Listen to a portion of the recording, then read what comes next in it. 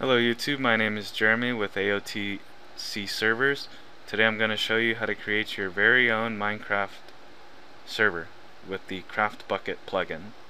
First off, what you're going to need to do is go to the internet and go to Google, type in download CraftBukkit, and you're going to want to click on the link that has the Bukkit wiki. Don't worry if you don't catch all the links, I'll have them all in the description. Once you've clicked that, go ahead and choose the operating system in which you want to host a server on. I'm using Windows. Then go ahead and click this link here where it says download CraftBukkit, latest recommended build. And then go ahead and click the save button and save it somewhere you will easily be able to find it. I saved mine to my desktop. I already have it downloaded, so I'm not going to download it again. So let's go ahead and close this out for now. Minimize. Now, the CraftBukkit had a whole bunch of numbers at the end. Rename it so it only just says CraftBukkit, nothing else after that. Take out all the numbers. Now go ahead and right click on your desktop and then go to new and then click on folder. For the purpose of this video, I'll just call this tutorial. You can call it whatever you wish, just make sure you know what it is. So I would make sure it's like something related to the server.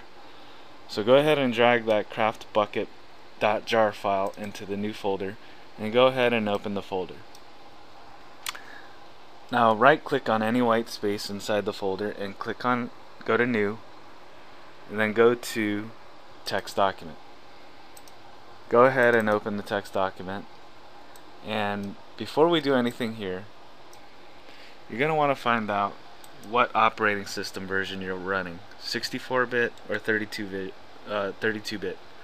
So right click on my computer and go to properties. It should say 64-bit or 32-bit right here. So with that information, go ahead and close this out. Now what we need to do is paste in the code for the 32-bit version, the 64-bit version, or the 32-bit version, depending on what you're running. Don't worry about the codes, I will have them in the description as well. So go ahead and copy, then paste that code into this new text document. Then go to File, and go to Save As, and make sure you click All Files. And I'm going to name it something simple. Run.bat. Now that .bat at the end is very important. You can go ahead and call it whatever you want, but make sure you add the .bat at the end and then click save. Now what this basically does is it's telling your server to use more memory than what is given to you by default. So depending on your system specifications for the server, you can change this accordingly. So go ahead and close that out, and now we'll go ahead and delete this new text document. We no longer need that. And now go ahead and run that bat file you just created. And while it's making the files, I will show the 64-bit users an extra step they might have to take. This doesn't really apply to the 32-bit users, but the 64-bit users, pay attention. So copy this code here. You're going to have to specify the path variable, and this is done by right-clicking start, left-clicking start, right-clicking computer, go up here to the advanced settings, or the advanced And then under the Advanced tab, go to Environment Variables, and under System Variables, scroll down until you see Path. Go ahead and press Edit while the path is selected. And if you'll see all this junk here, ProgramFiles x86, that's not really too important. You're going to want to scroll over until you come to about right here where that backslash is. And then you're going to want to paste that code in after the backslash. Then click OK. I've already done it, so I'm going to exit out. And you click OK again. So that has set the path variable, and now you should be able to run that BAP file. There has been issues. If you don't do that, the BAP file won't work correctly for 64-bit. So now that all our files are created, we can go ahead and close this out for now.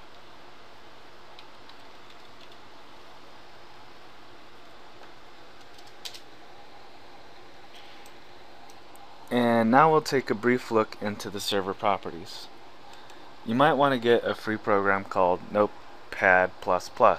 It's a free text editor.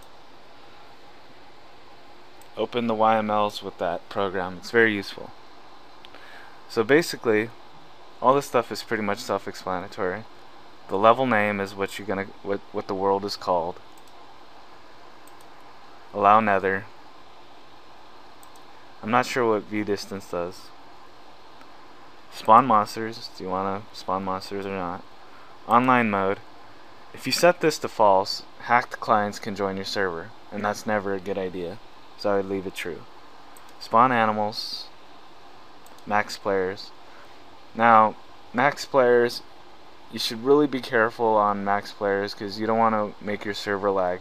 So depending on how much RAM and the connectivity that you have for your internet, you just be careful when you assign the max players. You can do the seed, PvP. You can leave this blank, you don't have to worry about that. The server IP. Server port, I would leave this default unless you have a router that doesn't support that port range, and there are some out there. That's the only time you'd want to change that, really. We could get into more details about that later on in part 2. Allow flight mode, I will set that to true. And then whitelist, it's basically a list of people that you want to allow on your server. If they're not on the list, then they won't be able to join. I don't like to use it, so I'm not going to set it to true. So once you've done that, go ahead and exit and click yes to the saves you've made. And here's the whitelist where you would add the names to. So that's pretty much it for the first part.